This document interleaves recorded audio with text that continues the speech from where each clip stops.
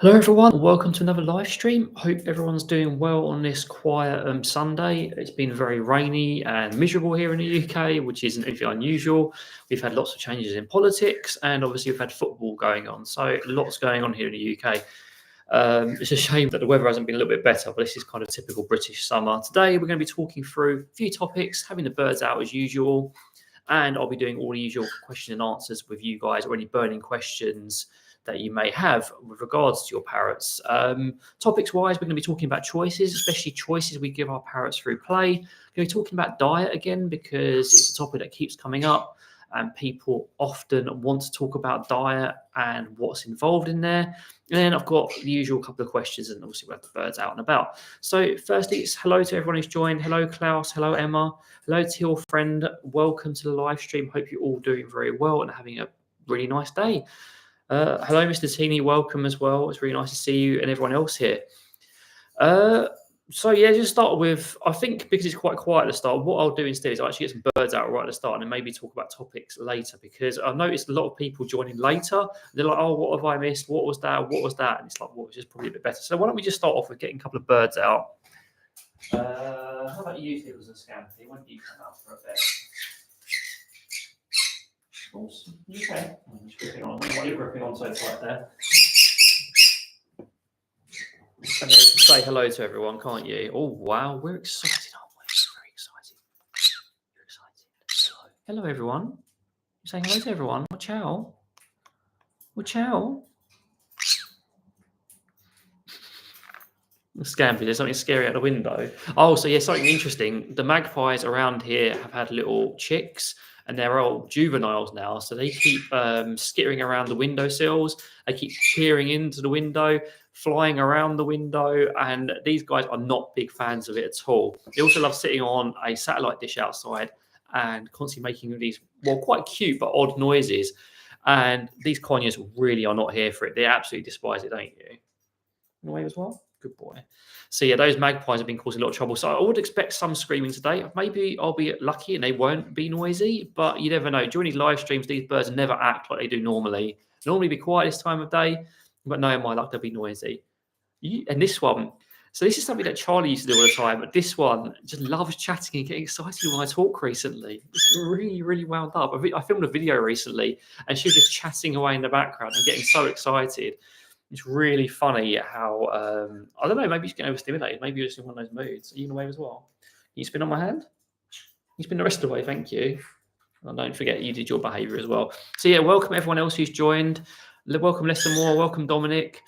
Everybody at my place was ultra high strung today. Now they are sitting there and preening after they spent a week worth of energy. Yeah, we had that this morning as well. I don't know why, but everyone was really overstimulated or very fearful. And it wasn't even due to the magpies either. I'm not sure what was causing it.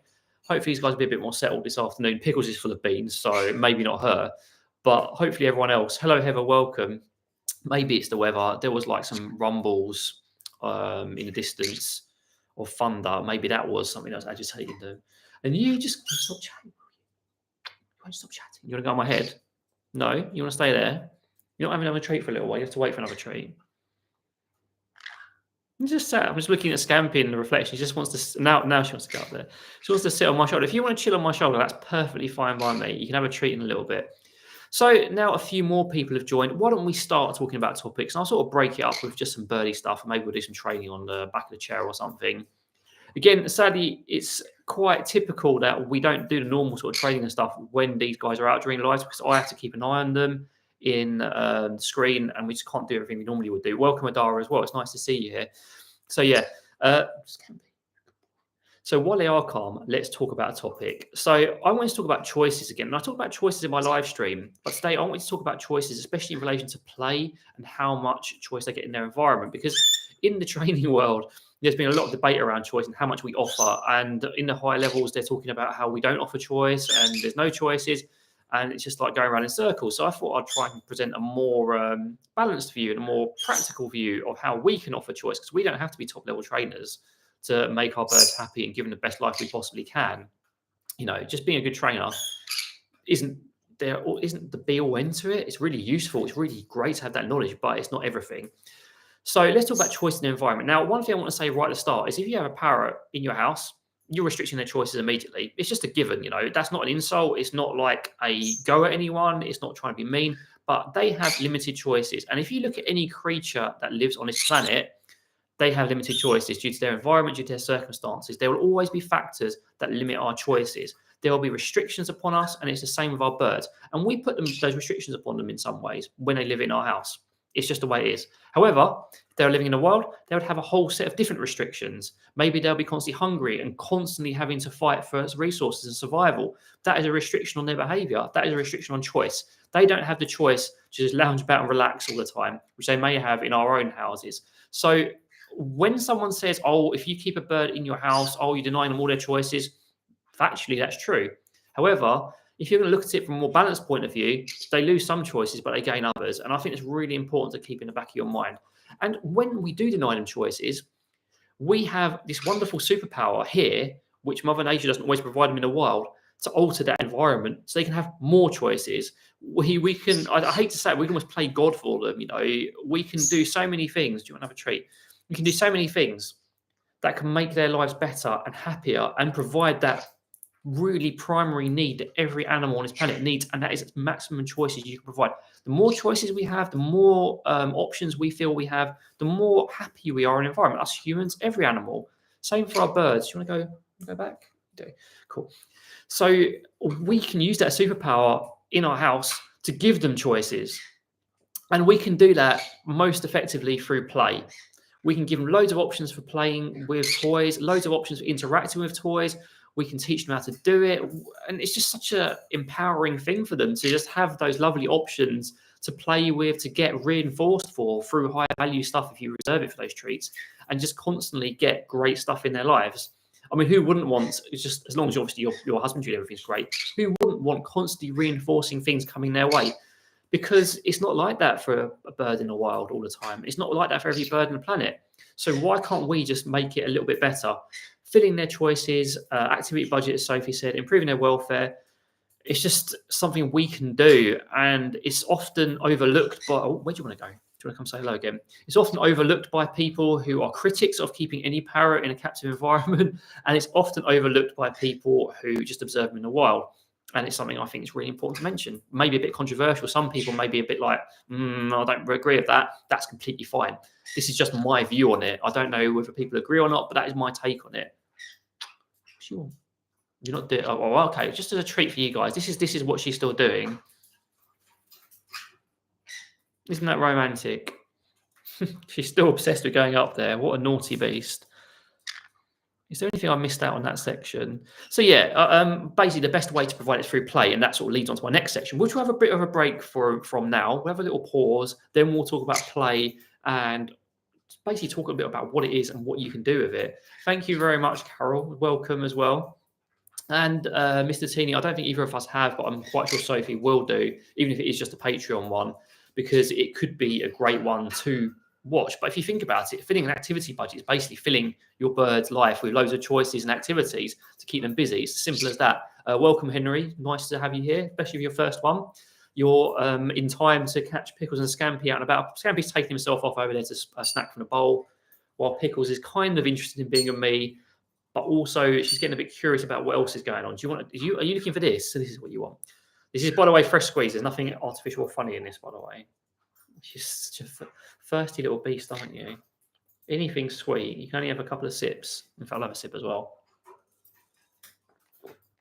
Thank you very much, Heather. It's very much appreciated. We do, both me and Sophie do try to just basically give as much information as we can, discuss things openly, make it all free as possible as well, although it's becoming harder and harder, honestly, if I'm going to be brutally honest about things. What do you want? Okay, he's gone back to snacking. I thought he wanted a drinky, so I'll give him a drinky later so he doesn't miss out. But yeah, if tongue-tied. If any of you do have questions, feel free to drop them in the chat. I know it's not as many people as here normally, so there may be less questions, but more than happy to hear from you. Is there anything else that's going on? Talk about the magpies. We're thinking about doing more courses. I don't know where we're going to find the money for them, but we're going to do more courses because we just want to learn more and be able to teach more. Oh yeah, newsletter. So I mentioned it on my community recently that we're thinking of doing a newsletter because obviously YouTube doesn't give a toss about anyone, basically. They won't promote any videos or anything. So we think we'll do it for ourselves, instead of being whingy about it. Oh, you want to go snack? Okay. Instead of being whingy about it, we'll be proactive and start a newsletter. A lot of other creators are doing this. So we'll have a newsletter, and hopefully every week, we will have some sort of informative things, some tips, a bit of a guide maybe, what videos we've recently published on our various platforms, what's going on in our world, and also maybe some products we recommend as well, stuff we like. So it's a very easy way to sort of steer you towards things we like and we would recommend, rather than you having to watch a whole video about that, And we're looking into it. Time is always against us when it comes to this sort of thing, but it's something we're quite keen to get going, because hopefully it will help us get more views, and then everything spirals. It's all about creating those positive spirals rather than the sort of pit of despair that YouTube seems to offer most creators these days. So yeah, I'm glad people are generally keen about the idea. So we're going to put that into practice as soon as possible, and it may take a little while to get it sort of fine-tuned, but we will ask for feedback and get information from you guys and see what we can do to make you happy about it. Yeah, Mr. Ting. So yeah, Sophie will probably do a video on that because that's something she's quite interested in. For me, it's more of a generality. I quite like the idea of just the choices aspect. For Sophie, she's very scientific about the activity budget filling. It's quite an interesting topic, so I'm quite sure she'll do one there. And also, I've even prepared the next Patreon video. I thought I'd get ahead of the game and actually pre-film one, get it all edited and ready. And it's a dietary related one as well, but a bit more fun rather than something too serious. Because I know there's a lot of serious videos on Patreon, so I want to just give some fun ideas. Yeah, bird of the week is Louis as well, if you're interested. We have a bird of the week on our notice board where we keep all our sort of weights and to-do lists and stuff. We start doing I'm so sorry, excuse me. We started doing a bird of the week on there, and Louis is the bird of the week, surely because he's been so good with training, been well behaved and very cute recently. If for those of you who don't know, Louis has one leg, but he still doesn't let that hold him back in any way, and he's absolutely exceptional for the way he trains and interacts and does things. And yeah, it all started with me just getting him used to being touched with my nose, and now apparently Sophie can kiss him on the tummy. He's very cute. He's an adorable little guy. So there's two cute things. I might as well mention them about Louis. I like to do painting in the afternoon because obviously we tend to do our work in bursts, and we tend to do a lot of it in the evening. So the afternoon is kind of our little break time. After the birds have all been done, after the morning work's been done, we have a couple of hours. So I like to sit in here and paint my models. And Louis started imitating me swirling my paintbrush in my paint pot. And it's just every time I do it, he just instantly does it. I can't imitate the sound, but it's adorable. It's like swishing water, and he copies that sound. He also loves chatting when I put music on while I'm painting as well, which is very cute. And sometimes he inspires the others to chat, so they all start chatting. All the conures, even the cockatiels will start singing. It's very, very cute. Sometimes it takes me singing discordantly to encourage him to want to sing. And sometimes I oblige him. I'm by far not the best singer in the planet. It's just noise, basically. Do you want some juice? It's basically just noise. Do you want to drink on camera for everyone? But he absolutely loves it, and just loves singing along and chatting away. Is that enough for you? You can have one more, because I know you've been snacking. You probably want a drink. There you go. What a good boy you are. And Scampy's back to say hello, aren't you? What a good boy. You're going to want to wipe your beak off, aren't you? There you go. Connies are so funny. They love juice, they love drinking, they love bathing, but if their beak is wet in any way, they have to wipe it off. They have to get it out there. They absolutely despise their beaks being wet in any manner. It's so funny that they have to go and wipe it. So I'll know anytime he has a drink, he's gonna have to go back and wipe his beak. Otherwise, he's gonna get very cross. Yeah, it's always the way with him. So we've had our little interlude. I'm gonna let them guys play, and as long as they're happy, we'll just leave them to it and let them do their own thing. And we'll talk about play a little bit. And what is play? For a lot of people have different definitions. A lot of people have different concepts of play. Most commonly in the animal world, play is where animals learn key skills by practicing them. You will see them like little fox cubs playing, practicing hunting skills. You'll see these birds playing through foraging when they're younger as well in the wild, and they're learning key skills basically. But there's nothing to say that play isn't enriching and entertaining. It isn't all about skill learning, although that's probably where the core concept is. It becomes almost a secondary reinforcer in itself. The act of playing becomes reinforcing for our animals rather than just getting the reward at the end of it. And that's what we kind of want to achieve with our birds. We want not just them to be playing to get those treats out of the bowl or whatever, but we want them to be playing because the act of playing is reinforcing. And that way, they're kind of getting a double whammy whenever they do want to play. They're getting the act of play, they're really enjoying it, just destroying things with their beak, foraging for things, and then they get the reward at the end of it. And that's what I think makes the act of play for a parrot so enriching and so important for them. Exactly, like the skateboard and mouse, they love playing with that. They don't get reinforced for it, but they enjoy doing it, and it's encouraged because there's reinforcements in the environment that they like, that they get positive things from. Even if it's just my attention or me making the silly noises along with them. So the more we can provide opportunities to play, and more importantly, teach our birds how to play, because this is something that crops up constantly during consultations and videos and everything. And I'm sorry if my tone was off there; it wasn't meant to be like antagonistic. But you need to teach your bird to play. A bird's not going to know a toy just because it's labeled a bird toy. A bird's not going to know how to do certain things unless it's taught, especially the birds what we have in our house, because they don't know. They haven't been taught in a while to these key skills by their parents, by flockmates. So we have to be that flockmate and teach them. And we can do that through targeting. We can do that through showing them what to do, through making it uber easy, making it ultra reinforcing every time they want to play, to make everything in that playtime really fun and enriching and positive for them. And if you do teach them, then it does open up so many windows. You're just increasing the odds that your bird's going to want to do these things and do it over and over, rather than just relying on their instincts and a bit of unreliability of just shoving a toy in there and just hoping they get on with it. Because they like biting things, like chewing things, it's normal for parrots. But if we can help them along and help train them to do it, why wouldn't we? So those are kind of just some thoughts on that. There was one thing I wanted to say it. And yeah, just always keep in the back of your mind when you introduce a new enrichment or a new toy or a new plaything, how is my bird going to learn how to use it? How is my bird going to get the best out of it? And how can I make it ultra reinforcing? Here we go. Ultra reinforcing for that bird to enjoy playing with that toy. That is the most important thing whenever you bring in a new toy. Not if it's pretty to us. And obviously, being pretty to us is nice. But consider how enriching that toy is and how useful it's going to be to your parrot, and how easily can you reinforce the interactions of it to make it fun. Henry, this is actually normal for lives, by the way. We've had it quiet. They're quiet this time during the day normally, but whenever we go on a live stream, it's chaos. They're screaming. I don't know why it keeps happening. Probably because I'm talking so much, so it encourages them. Or Sophie talks a lot, and it encourages them to start screaming. So we've had it good this time. It's probably why I'm getting too much content so quickly. There's constant pauses normally and like breaks.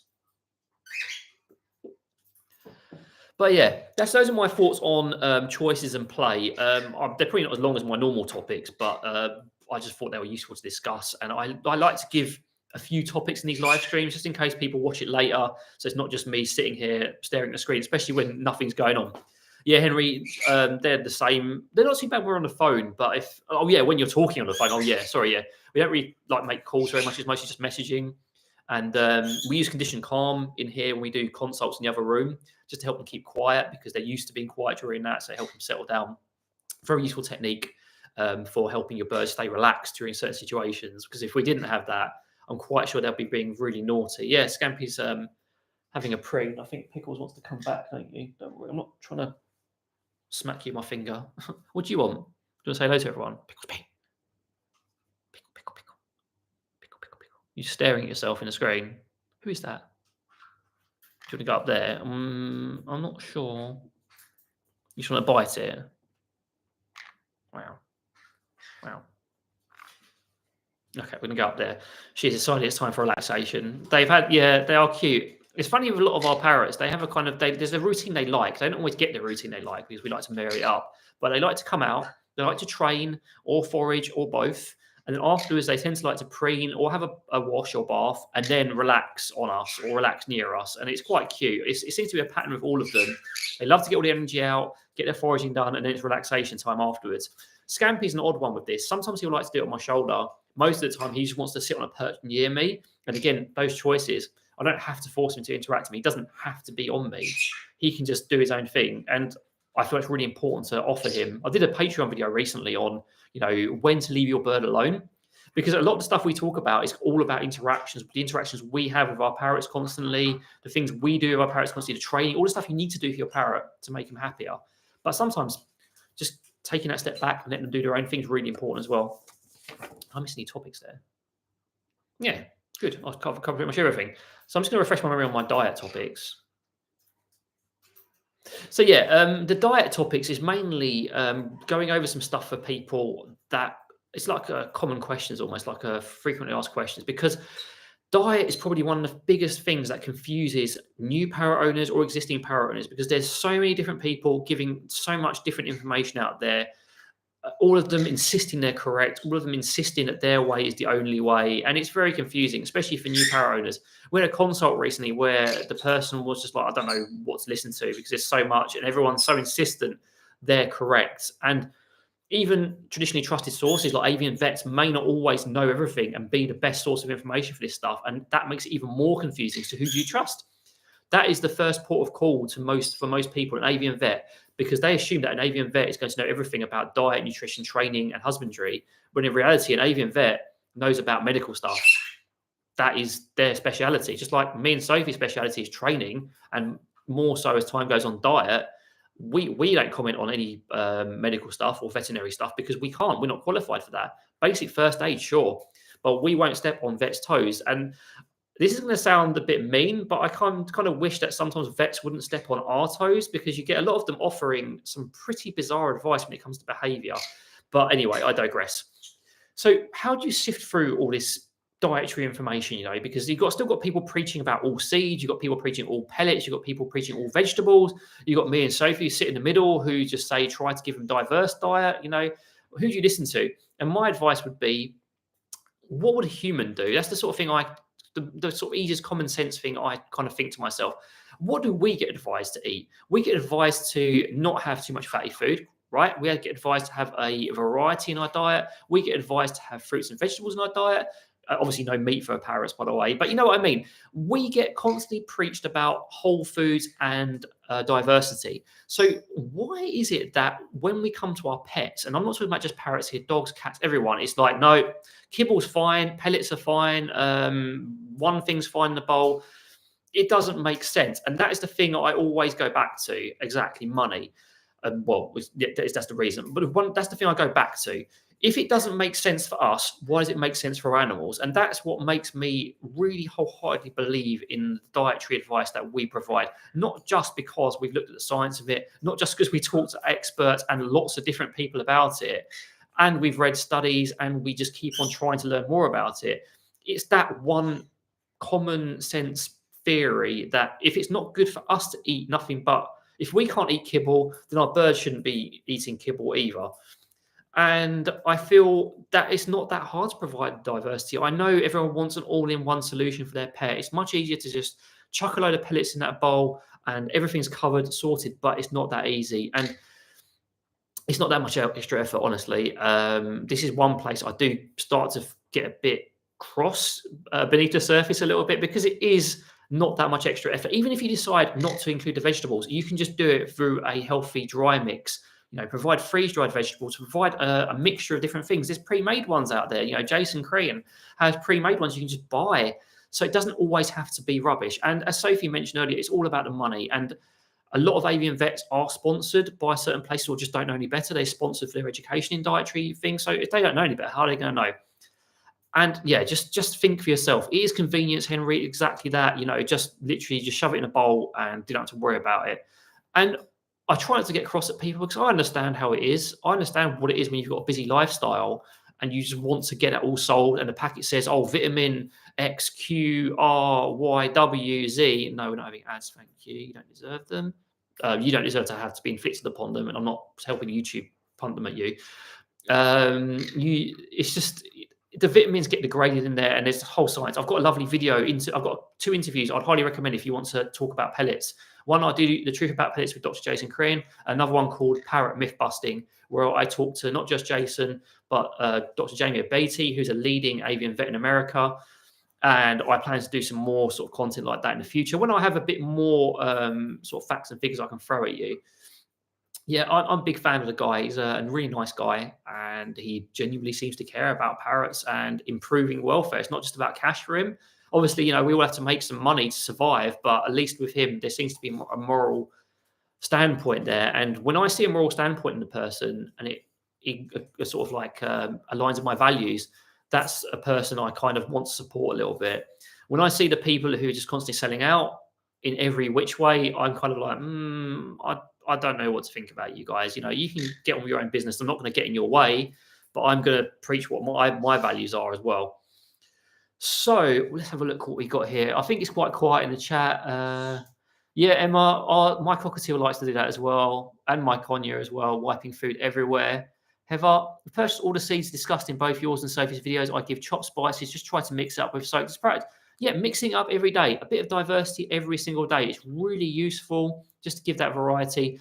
Because the other thing that I find annoying about just all seed or all pellets is it's boring. It's just one type of food in there, and it's not very enriching or interesting, and it's not providing your bird choices, going all the way full circle to what we talked about right at the start of this live stream. You want your bird to have choices in what they eat, and you can influence those choices a little bit, especially because we prefer to give our fresh vegetables in the morning, so that like makes them more enthusiastic to try them because they're hungry in the morning, and then they get their like higher value seeds and stuff later on. But you want to give them loads of variety, loads of choices, and have lots of fun. And also, the more you improve diet, and this is something else that people seem to forget, generally, and this is a generality, parrot behaviour improves as well. The amount of consults we've had where a bird has been on a very high sugar diet or all pelleted diet or all seed diet, they've changed. And it's taken a bit of time and effort, because we don't recommend just cold turkeying it very quickly. And there's some will disagree with that, but that's just our sort of philosophy on it. The less stress, the better. The better the behaviour, less screaming, less biting, because there's less of that sugar running through their systems. Oh, it's awesome, Teal friend. I'm glad they're trying out sprouted seeds. Soaking and sprouting is probably one of the most accessible things. Soaking especially, it's quite easy to do. It improves the digestibility and nutritional value of things. And anyone can do it, you know, as long as you get the right sort of things to soak, which I've got a guide for on my channel. It's a great place to start on diet conversion, because as I said, I think rushing diet conversions can be a really bad error. It can cause more harm than good. So it's always good to keep an eye on your bird's weight while you're doing it, and make sure you're offering constantly in variety. It's the consistency. I'm noticing people are falling asleep on my head, and whenever I'm sort of shaking my head, her eyes like blinking open. I'm going to pop you guys back in a couple of minutes just so you can have a rest, and then we'll get the boys out before my sort of final question section, and then just talking to you guys if there's anything you want to sort of cover in the live. Thank you, Klaus. I'm glad they're very convincing. We try our best to like fight our corner and make our point, because it's a growing sort of movement, but at the same time, there's a lot of opposition because there's the money involved and all sorts. So Mary Martha, my two young lady conures have never wanted for anything. They love chop and get Tops and Harrison's pellets. My trouble is they're getting food aggressive with me. What does that look like though, Martha? What would you describe? Because it's one of those annoying trainer things that we have to do. When you say that, what does that look like? So if you can describe in the chat for me what exactly that looks like, that would be much more helpful to maybe give some advice. And if you do have any questions, feel free to drop them in the chat. So I'm going to pop you guys in, because people are so sleepy, I don't really want to move her. So I'll pop her in a couple of minutes. But yeah, do expand on that, because when we're looking at behavior, it's really easy to sort of put a label on it. And it's common for us humans. We always do it. It's just natural for us. We want to understand things, so we slap labels on them. But sometimes we need to just really pinpoint exactly what's going on so we can solve the problem behavior. And it sometimes turns out to be something completely different to the label given. Not saying that's not the case with you. It may be exactly if you find it. Okay, we go. So Martha, neck feathers, fluff, lunging, striking out, biting. So what I was kind of asking, is that specifically when you're changing bowls? Is that specifically when you're touching food? Is that when you're offering treats? What circumstances do your little ones get like that? And also, how old are they as well? That'll be another useful bit of information as well. Posturing around the bowl. Okay, cool.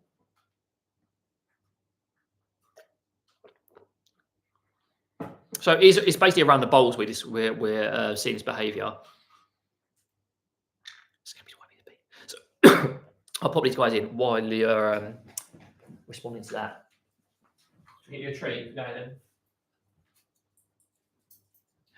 You ready? Are you ready to go in? Are you in the mood? You just want to relax? Oh, good boy. You're not in the mood, are you? You're being fussy. Is it just people sit on my head again? Do I have to give you something higher value? You go there. You go now? You don't like it when people's on my head when you go, and I don't know why. I really like she's going to do anything to you. You live with her. You come in as well? Good baby. What a clever girl you are. So I won't get the boys out immediately. I'll have a little pause, then get them out just so I can catch up. So Martha, thank you for responding to my questions. It helps me help you. Changing food, adding food, it happens only around the bowl or around the cage. Okay, cool. So there's a couple of things that be going on here. They're in that terrible twos age now. So 1.5 years is smack bang in where their hormones are going to be starting to play up. It changes from different birds. It can be really bad. It can be not really bad. So I would look about managing that to start with. Obviously, time will help, but there are other elements you can maybe help there. Also, as Sophie suggested, a stationing perch away from the bowl. So we have, you can either use a peaking perch on the door of the cage, or you can establish another perch somewhere else in the cage. Station them to that perch, give them loads of high value rewards there, and then have a queue for them to go there, whether you're going to change those bowls. So if you're going to change the bowls, like say, I don't know, Jimmy and Jeff go or whatever, I don't know, just a queue, and then reinforce them there. Then you can change the bowls out while they're over there. They'll get used to the routine, and almost they'll gravitate towards these perches when it's bowl changing time. That's the easiest way, because you're just changing that environment. You're not even having to deal with the aggression element of it. You're just literally having to change out those bowls. That's the easiest way of doing it. I'll look at the hormone aspect, and also try and reinforce it for calm with you just approaching your hand to the bowls as well. Because it's not an uncommon problem, honestly, with conures. Scampi's had phases like that, and we used a combination approach of the reinforcing for calm or just stationing him away. Often I will just station him to the back of the cage, give him a high value treat, and then I can just change the bowls while he's doing that. And it just solves the problem, basically. You don't even have to get involved with behaviour. Often simple, it's called antecedent arrangement, like things you do before, little changes you make to the environment make things a lot less likely to happen. And also look at if they're funny around the cage in general, and do exercises around there. Do your target training, your soft targeting, target them around the cage, do more interactions around the cage, and observe their behavior closely. Those are the best places to start. That would be my advice to start solving that problem. There could be a lot more to it. I obviously I know just what you've written, but that's my best advice on that. So let's talk about, I basically just had a couple of pre-prepared questions, because people always ask questions, and sometimes I just save them for the live and say, you can just watch me respond to it live on camera rather than me writing a text response. And someone who had a bird who was previously clipped was, how can I help my bird fly? And it's something that, again, very common question. This person didn't clip the bird, by the way. Not that I'd hold that against them if they didn't know any better.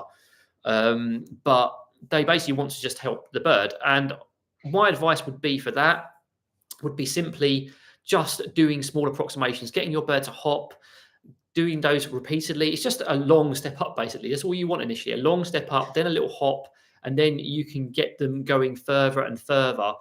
There's something we call a leap of faith moment, especially for a bird who's not used to flying. And that's the challenge point. If you can get past that when you're rehabilitating your bird for flying, or training them to fly if they've had problems, that's when they will start flying afterwards. Making sure you have a really reinforcing treat as well really helps.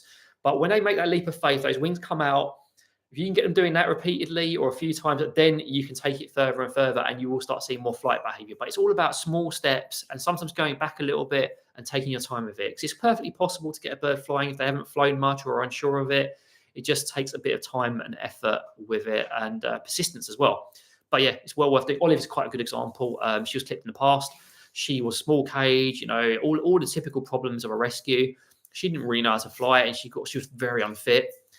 And we did it exactly the way I just described, very small steps, got that leap of faith, and now she really enjoys flying. And Charlie helps encourage her as well. She's flying around the room, sometimes chasing each other. They've even collided once. That was cheeky little monsters. It's quite funny watching them fly around. And it's so nice to see her using her wings like she should do and enjoying it. So yeah, if you're watching, I hope that helps you a little bit. And I've got both me and Sophie have videos on topics as well if you want to expand on that. And the other question is, and this is something that cropped up in my comments recently, I was like, oh, please don't do this. He's like, is it okay to leave my bird unattended for a few days while I go away if I fill its food bowl up? My strict answer is no. You shouldn't do it for any animal, really. I can get away with my spiders because they don't need absolutely anything. I can feed them once and they're good for ages. But if you've got most animals, you shouldn't be doing that. No, you can't just fill up that food bowl and just go.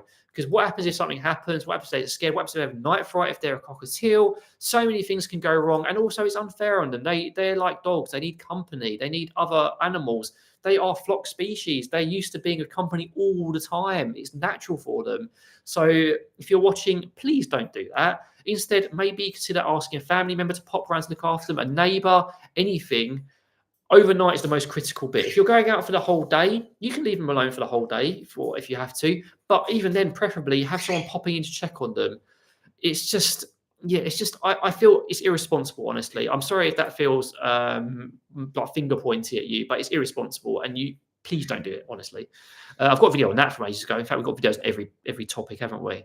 So that brings me to the end of my notes. I'm going to get the boys out because something really interesting has happened with Chip, especially recently. Chip has gone off millet. I don't think it's even possible. I hope it's a temporary thing because all I have to motivate him at the moment is hemp seed, and that's his second favourite treat. So we're going to have to do another treat hierarchy test for these guys and find something else.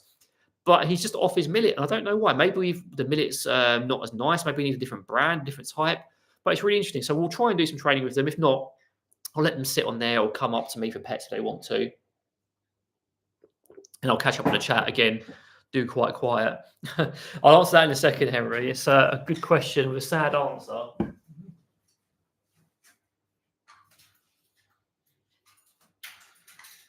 Hello, big man. Do you want to go up there for a second? You don't want to go up there.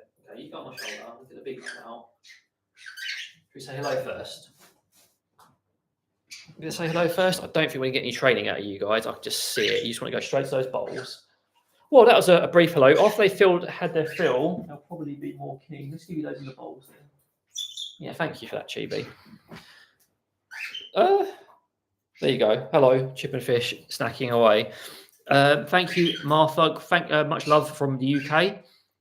And so do we ever go on holiday? The answer is no. We have 8 parrots, and Kipling is an exceptionally difficult case. You know, we're experienced trainers, and we have difficulties with him.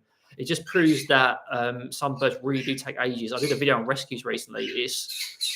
We have no one that can come here that will actually be able to handle all our birds. The inverts, easy, you know. I could feed them before he went away.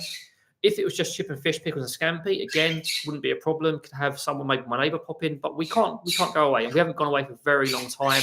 And it does weigh on us a little bit sometimes, but ultimately, it's the choices we made and it's sacrifices we made. I hope, honestly, at some point we get the opportunity to, because it's exhausting.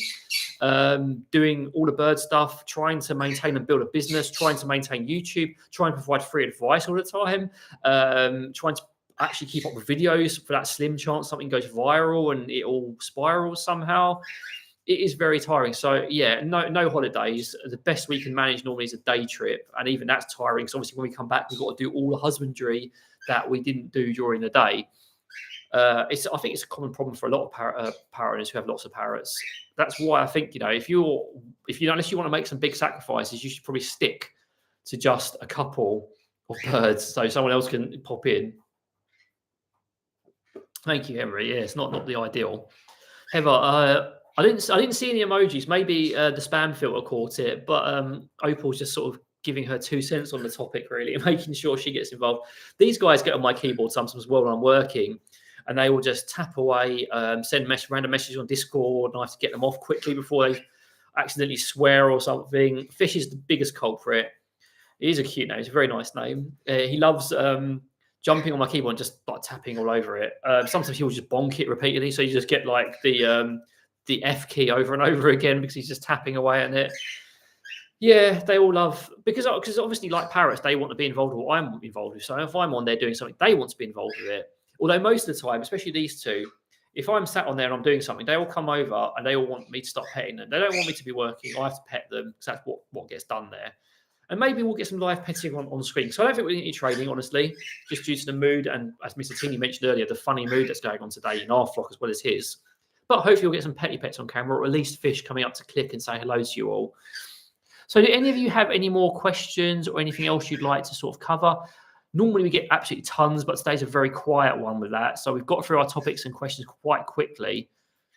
Heather, I remember those sweeties. They used to be quite. Do they still exist? They was quite tasty, actually. I like my fruity sweets. I bought myself some Jolly Ranchers, the American sweets, recently, and I really like those. Most American sweets, I'm sorry for the Americans out there, they don't tend to agree with us British people. They don't tend to be as sweet or as nice tasting, with some exceptions. But Jolly Ranchers is definitely one of my favourite sweets. I really like them, so I got a few of them for us to enjoy. And they do actually taste like almost natural as well, which is really nice because you don't really want artificial flavours all the time. It's a bit gross after a while. Also like really sour flavours as well. Sophie's not as big a fan on spice and sour as I am, but I'm quite a big fan of them. So what else has been going on around here with our guys? I mean, I've started playing a game called Hades 2. on my little handheld PC thing, which was really fun, really enjoying that. We haven't had a chance to watch House of the Dragon yet, so no spoilers for that, please. Not that you probably would anyway. Otherwise, we're just getting with business. I'm trying to sort of like always get ahead of filming, because that's obviously a cause of conflict when we both need to film. We've got our responsibilities. Trying to get as many sort of videos filmed, because I've got another channel as well, or Inverts, which we're trying to develop. I'm trying to get loads of filming done recently. I've managed to get ahead of it, and I'm trying to catch up on my hobbies. And Sophie we got like Lego Rivendell, very, very nice gift ages ago. It's such a long time. I still haven't had a chance to build it. It's been so long, and I keep saying to myself, I want to do it, and I never have time, because I need to allocate a bit of time for painting and other stuff. And it's just quite funny how you never ever find the time. So I'm gonna have to make time for that soon. Make sure I happen it. Yeah, Charlie's been good. Charlie, because obviously I think most of you will be aware that there's been difficulty with Kipling, either via Discord or Patreon or via my community. But me and Charlie are getting on very well. He's still got those crimson elements, and the relationship's not perfect, and he will still get. I'd see it, the overstimulation sometimes, but I don't get bit by him basically ever, and it's very easily avoidable. And he's so enthusiastic with training. Like when I come up there with my training pouch, you want to say hello? You do. Hello, big boy. Hello, big man. Hello, big man. Just a big boy. You're snapping everyone.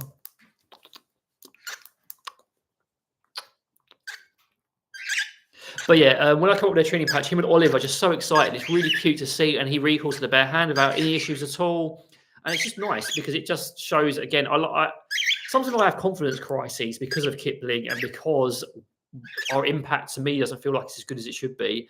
And then it just reinforces that, yeah, we do know what we're talking about. It does work. So it's really nice. That's quite a good game, by the way, Emma. A lot of people have enjoyed it. There's an expansion for it as well, which is supposed to be very good. I did that and enjoyed that. Might have to go back to it at some point. It's quite entertaining. What else do I want to play? I've got the Final Fantasy VII remake I bought a while back. I want to play. It's just about time, basically. I need to find some time to play this stuff, and it's allocating time. For now, Hades 2 is where I'm allocating my time, to really enjoying it. Do you want to come over as well? Do you want to say hello? Good boy. What a good man. We're having a real treat. We've filled up on snacks, and now you're going to go here. And where are you going to go? You can say hello to everyone. What are you doing? Do you want to say hello to your brother? Do you want to hop up there? Oh, I can't breathe. Hurt my shoulder as well. Yeah, snap. We do love him, and he's very challenging. It's something I think we've said. I think I said it in the last live, and I remind myself constantly. No, it was actually on Patreon. If we had never had Kipling, we would be worse trainers for it. We would still be in like almost an ivory tower, thinking that certain things will always work in certain situations. And he's been so educational that certain situations are different, and you have to be adaptable, and you have to be understanding. Maybe just a bit more compassionate to other people's situations, because I've seen what other professional trainers say to normal. I hate to say the word normal people, normal owners who don't have training experience, and it's just kind of rude, really, and it's condescending, and it's something that we avoid now because of that experience. It's been very educational. It's very challenging, very difficult. Every day we wish for a change in environment so we can provide more for him and other birds in his situation. But you've got what you've got, and you have to make do and adapt the best you can. And again, that's another very valuable lesson for us as trainers. Harsh lesson, but a valuable one. Thank you, Klaus. I think I love cockatiels. They're my favourite type of bird. I love conures, but cockatiels are my favourites. Such adorable, personality-filled birds. You don't get enough attention, basically. Thank you, Teal friend. I'm glad you enjoyed them. They are cute little boys. I wish I could get more training with them. Again, it's just a matter of time. And most of the time, especially with Chip's lack of interest in millet, we tend to we're focusing on like normal training now. So I'm getting them to do recall so they get their exercise, basic step up training, their targeting. So all the novelty training I really like, I'm just not having time for, which I really want to bring back. And also this darn magpies as well. It's coincidentally, when I've tried to, they've been scared, and I have to sort of like take it back a few steps. So, Sophie, what are my top 3 favourite videos on my channel that everyone should watch? It depends if you've got a cockatiel or not. The pellets one's a great one. The myth busting one's a great one, and the target training one I just put out is a really useful one. Those are probably really useful videos. Yeah, so those 3 videos would be ones I'd recommend because they're so essential. Target training is so essential. Getting the diet right is very essential. Step out training is very essential as well. If you can get your foundations right with your bird, then it makes everything else so much more stable and easy to maintain over time. And it just makes your life easier. And when there are hurdles or setbacks or problems, they're much easier to overcome. What's my least favorite parrot species? Can I say it? I don't think I can say it. It's not allowed. What's my second least favorite parrot species? I'm not saying it. It's mean. I can't. I'm trying to think of my next least favorite parrot species. I like most of them, honestly. So I suppose it'd be just a common macaws, maybe, because for me they're kind of boring. Honestly, their movements are slow. I just like small birds. Their movements are faster. They're more interesting. They do things quicker. Not that I don't like macaws, and I probably would have one. Yeah, Martha, we do that often. In fact, we did that recently as well. That's something we do a lot because we like routines.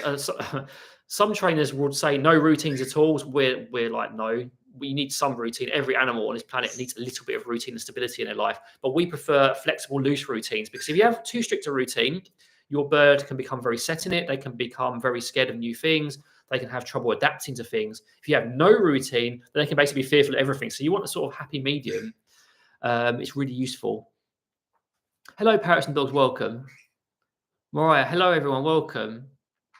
yes, they do. They do have very nice feathers, don't you? Do you not? What do you want? So you're bonking me, so you don't want to come. Do you want to come? You do.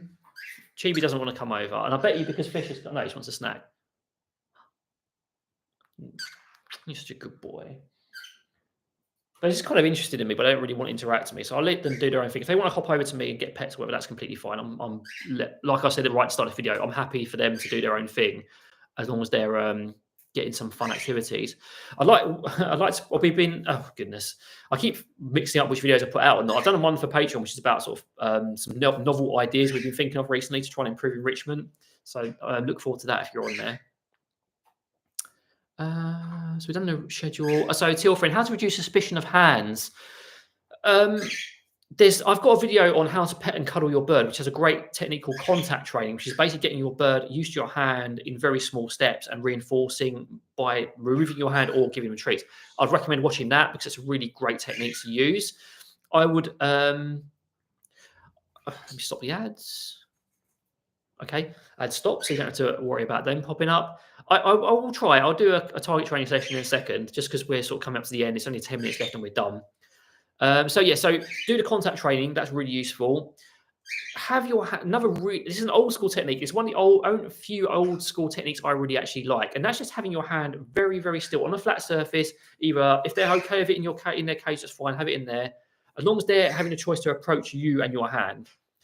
And have some buds in the middle or something high value, either scattered between your fingers or pinched in there. And just leave your hand completely still. Let them come to your hand. Let them crawl over it. Let them take stuff over it and keep doing that. So they know your hand's not going to suddenly go rah and spring at them or it's going to attack them. And that's a really easy way of building positive associations with hands. And it's an old school technique that works really well, provided you keep it nice and still and you keep on doing it and you're patient with it. Between that and contact training, that tends to solve a lot of problems with hands. Especially with cockatiels, because some people grab their cockatiels and we have to fix that afterwards. So the easiest way is just get them used to your hand and get them trusting your hand and knowing that your hand's not going to grab them. It's a stable perch as well. So make sure your step up training is nice and consistent. Just making it really good and non-threatening, basically. Make it as non-threatening as possible. What type of cockatiel is the guy with the white and grey? So he's a pied cockatiel, and that's Chip. And then Fish is more of a traditional grey, although he does have some sort of patternings on his head. That's them, yeah. Let me get some targeting done with these guys. Right, let's see if you'll work for Hempseed. Are you in the mood for Hempseed? I know you just snapped, so I'm not sure if you're meant to be in the mood for training. Oh, Chip will target. What a good boy. Will Fish target? You will. Will you spin for me?